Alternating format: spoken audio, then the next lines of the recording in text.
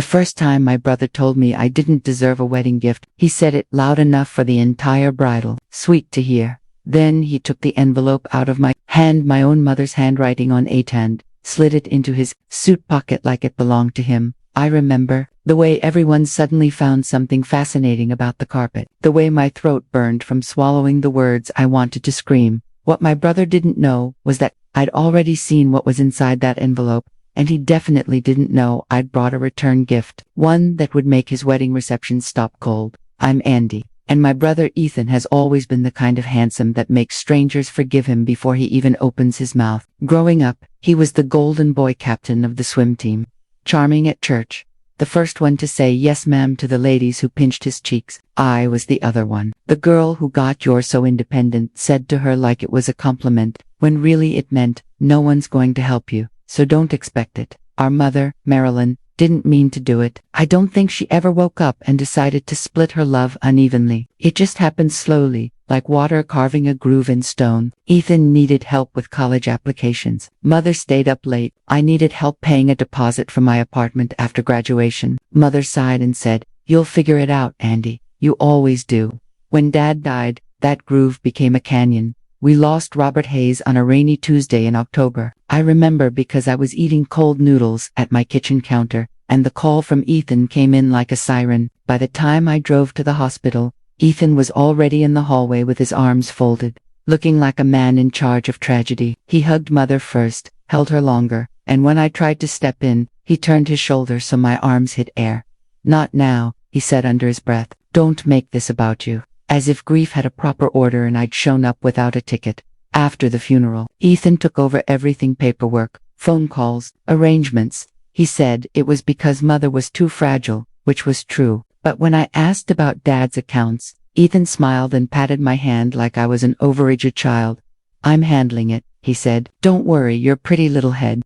I should have pushed back harder, I know that now. But in those months, I was working double shifts at the clinic, trying to keep Mother's refrigerator stocked, trying to be the daughter who didn't add pressure. Ethan made it sound like responsibility was a crown, and he'd been born with it. Then he met Lauren. Lauren was gorgeous in a careful, curated way: soft curls, neutral nails, a laugh that sounded like she'd practiced it in front of a mirror. The first time I met her, she looked me up and down and said, "Oh, Andie, Ethan talks about you." The way she said my name made it feel like a rumor. Ethan proposed within 6 months. Mother cried happy tears and declared it a blessing after so much darkness. I watched Ethan's hand on Lauren's waist like a claim. I watched the way he stood straighter, as if marriage would finally cement him into the status he felt entitled to. At first, I tried. I really did. I offered to help with invitations, volunteered to manage the guest list, asked Lauren what kind of flowers she liked. She answered politely but vaguely, like we were talking through glass. Then the small cuts started. I was removed from the wedding party because Lauren's side was bigger. I was asked not to give a toast, because Ethan is sensitive right now. I was told to sit with extended family because the front table was tight. And then 3 weeks before the wedding, Ethan sent a group text to me and Mother. "Ethan, just a reminder, Andie is not involved in any wedding decisions. Please direct questions to Lauren or me." Mother replied with a heart emoji. I stared at my phone until the screen dimmed. That same night, Mother invited me over for tea. Her hands were shaking, but her smile was bright, and that way people get when they're trying to convince themselves. "I have something for you," she said, and she slid an envelope across the table. My name was written on it in her looping script. "Andie." I hesitated. "What is this?" Her eyes glistened. "Your father wanted you to have it. He wrote it a long time ago." I kept forgetting. "And with all the wedding things," she trailed off, guilt flickering across her face. The envelope was thin, but heavy with meaning. I opened it carefully. Inside was a single sheet of paper and a small, worn key taped to the corner. Dad's handwriting was neat and solid, like he'd pressed hard enough to leave an imprint through the page. "Andie, if you're reading this, I'm not there to say it out loud. I'm sorry. Your mother and I made mistakes, but I saw you. I always saw you. There's a safe deposit box in my name. The key is attached. What's inside is yours, not Ethan's. Yours. Please don't let anyone talk you out of it. Love, Dad." My chest went tight. I looked at Mother. She was already crying. "Why didn't you give this to me before?" I asked softly. She wrung her hands. Ethan said it was better not to stir things up. He told me he'd take care of your share, Andie. He's been under so much stress. I didn't interrupt, but something cold slid into place inside me. The words your share tasted wrong. Did Ethan see this letter? I asked. Mother blinked, then looked away. He found it first. He brought it to me. He said it was meant for you, but he wanted to explain it properly. I gently pulled the key off the paper. Thank you for giving it to me now. Mother reached across the table and squeezed my fingers. Please don't fight with him before the wedding. Just be kind. For me, for you. The same request I'd heard my whole life. I left Mother's house with Dad's key in my pocket and an ache in my stomach. The next morning, I took a personal day and drove straight to the bank. The woman at the desk, Catherine, checked my ID and frowned at her screen. This box was accessed recently. My heart thumped when she read the date. 2 weeks ago. 2 weeks ago, right around the time Ethan texted the boundary reminder. Who accessed it? I asked. She gave me a tight, professional smile. I can't share that, but if you are an authorized party, you can open it now. I nodded, my hand sweating. In the private room, Catherine set the box on the table. The metal was cool under my fingertips as I slid Dad's key into the lock. When it opened, the first thing I saw was emptiness in outline where something had been. And then, at the bottom, a folded paper with a stamped bank seal.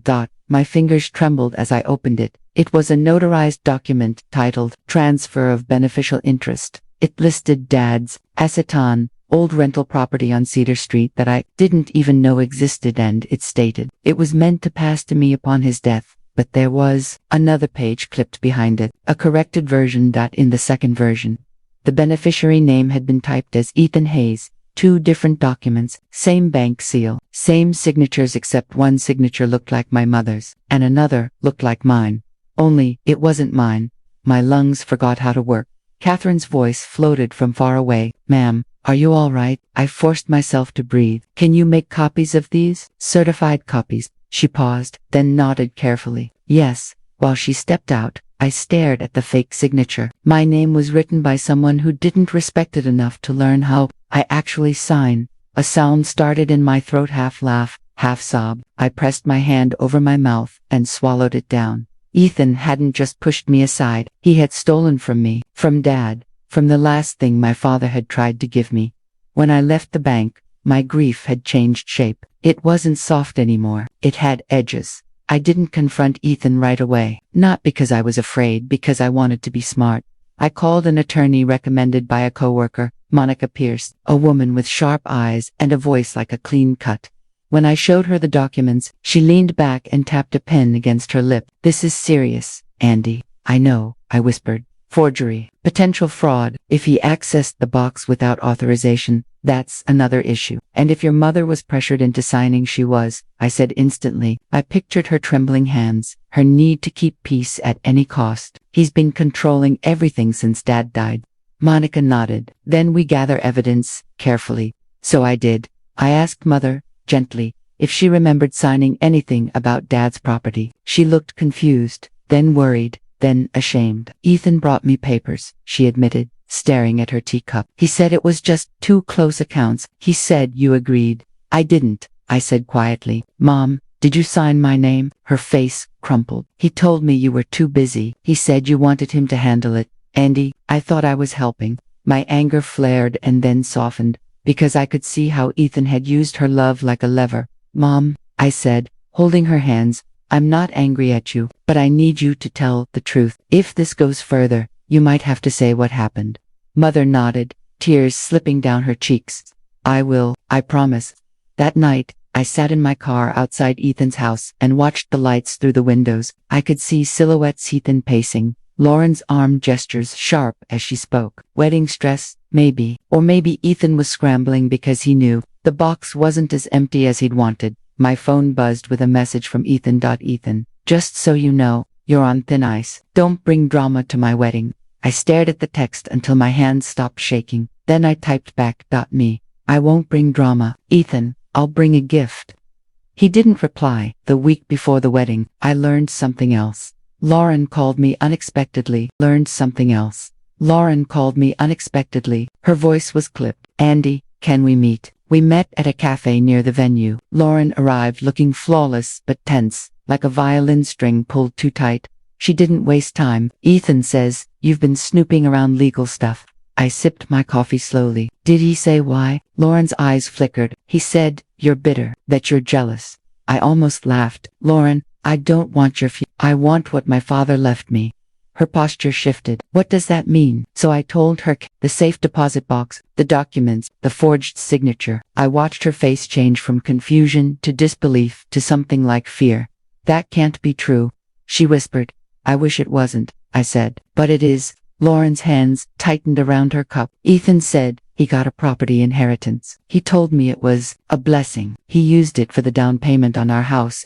My stomach dropped, but it also confirmed what I already suspected. "Do you know the address?" Lauren hesitated, then gave it to me. Cedar Street. Of course. The next few days were a blur of paperwork. Monica filed an emergency motion to freeze any transfer related to that property and flagged the bank access. She advised me not to confront Ethan alone, but I wasn't planning a quiet confrontation. I was planning a return gift. The wedding day arrived, wrapped in autumn sunlight, the kind that makes people think everything is softer than it is. The venue was a restored barn with fairy lights and white flowers. Guests laughed. Champagne. Lauren looked stunning, like a magazine cover come to life. Ethan looked triumphant. When I walked in, he saw me and strode over immediately, blocking my path near the gift table. His smile was all teeth. "Stay away," he hissed. "You don't deserve a wedding gift, Andie. You're lucky I even invited you." I glanced at the envelope in my hand, the one Mother had given me. "This isn't yours to decide." Ethan's eyes narrowed. He reached and snatched it from my fingers like he'd rehearsed it. "I'm not letting you ruin today." And then he did something worse. He leaned close and whispered, "Dad didn't trust you. That's why he gave everything to me." For a split second, the old Andie, the one trained to swallow hurt, started to appear. Then I remembered the fake signature. I remembered the empty outline in the box. And I smiled. "Okay," I said. "Enjoy your wedding." Ethan blinked, thrown off by my calm. "What are you playing at?" "Nothing," I said sweetly. "Just giving you what you've earned." The ceremony was beautiful in a way that almost made me angry. Lauren's voice shook with emotion as she said her vows. Ethan's sounded rehearsed but convincing. People cried. Mother cried the hardest, clutching a tissue like it was keeping her from falling apart. I sat quietly in the second row, hands folded, feeling like a storm cloud disguised as a guest at the reception. The DJ played something upbeat. Plates clinked. Someone handed me a glass of wine I didn't drink. Then came the speeches. The best man made jokes. Lauren's sister talked about soulmate love. The crowd applauded and cheered. And then the microphone changed hands again, this time to the wedding coordinator, who announced, "We have a special surprise gift from the bride's family, something meaningful for the new couple." Lauren turned, confused. Ethan's smile faded. That was my cue. I stood and walked to the coordinator with a small gift bag, simple, elegant. Inside was a USB drive and a sealed envelope addressed to Ethan Hayes and Lauren Hayes, the coordinator. Following the plan Monica helped me arrange, held it up and said, "This was requested to be played for everyone." Ethan surged forward. "No," but it was too late. The coordinator plugged the USB into the venue's screen system. A scanned image filled the giant display. Dad's letter. "Andie, what's inside is yours, not Ethan's. Yours. Please don't let anyone talk you out of it." A hush rolled across the room like a sudden wind. Ethan's face drained of color. He looked around wildly, like someone searching for a trapdoor. Then the next image appeared, the two conflicting transfer documents, and finally, the close-up of the forged signature. "My name, written wrong." A murmur erupted, confused, horrified, hungry. Lauren stood so fast her chair scraped loudly against the floor. She stared at the screen, then at Ethan. "Ethan," she said, voice sharp with disbelief, "tell me you didn't do this." Ethan's jaw worked, words failing him. Mother stood too, trembling. "Ethan," she whispered, and there was a new tone in her voice, one I'd never heard before. Not soft, not pleading, accusing. Ethan tried to laugh. This is insane. She's jealous. She's always been." Monica, who had arrived quietly and sat near the back, stood and walked forward with calm authority. "Actually," she said, "there's already a legal filing regarding this matter, and the bank has been notified. If you'd like to continue denying it, you can do so with counsel present." Someone gasped. Someone else muttered, "Oh my God." Ethan's eyes snapped to me. "You planned this." I met his gaze and felt my voice come out steady. I planned to stop you. Lauren's face had gone pale, but her eyes burned. You used my wedding money, she said. You used me. You told me that property was yours. Ethan reached for her. Lauren, listen. She stepped back as if his hand was something filthy. Don't touch me. The room wasn't cheering now. It wasn't laughing. It was watching the way people watch the moment a mask falls off. Ethan turned to Mother. Tell them, she's lying. Mother's hands shook, but she lifted her chin. I signed papers I didn't understand, she said, voice breaking but firm. You told me, Andie agreed. You told me it was for the best. Ethan's mouth opened and closed. Mom, no, Mother said. Don't mom me. That was the twist no one expected, not even me. Mother, finally choosing truth over peace. The wedding didn't end in screaming or thrown cake or dramatic slaps. It ended in something colder. Consequences. Lauren walked out first, still in her gown, her sister following like a shield. Guests followed in clusters, whispering. The DJ shut off the music. The fairy lights kept glowing above the suddenly empty dance floor, like they didn't know what had happened. Ethan stood alone at the head table, staring at the screen, as if he could unmake reality by refusing to blink. When he finally looked at me, his eyes were glassy with rage. You ruined my life. I tilted my head. No, Ethan, you did. A month later, Lauren filed for annulment. The house down payment became part of the legal mess Ethan created. The Cedar Street property was frozen until the court resolved ownership. But Monica was confident. Too many signatures didn't match. Too many steps had been taken without my consent. Too much paper led back to Ethan's hands. Mother moved in with me for a while. At first, she tiptoed around the apartment like she didn't deserve space. Then, slowly, she started to breathe again. One night, she stood in my doorway and said, I'm sorry I didn't protect you. I swallowed the lump in my throat. You're here now. Ethan tried to call me. Then he tried to threaten me. Then he went silent when Monica reminded him everything could be used in court. The strangest part was the quiet afterward. Not peaceful, just quiet. Like when a storm passes and you realize you've been holding your breath the whole time. I didn't celebrate ruining my brother. I didn't feel joy watching his life collapse. What I felt was something steadier. I felt shone by my father's words, by the truth on that screen, by the moment my mother finally said no. And maybe that was my real return gift, not revenge for revenge's sake, but the end of being erased. Because sometimes the most satisfying resolution isn't watching someone suffered, it's watching yourself stop accepting the suffering you were handed. If you've ever been made to feel too much, or not enough, or like you should stay quiet just to keep the peace, pause and ask yourself, who benefits from your silence? If this story hit home, tap like, subscribe, and drop a comment. Have you ever had to stand up to someone who thought they could take from you? Stand up to someone who thought they could take from you.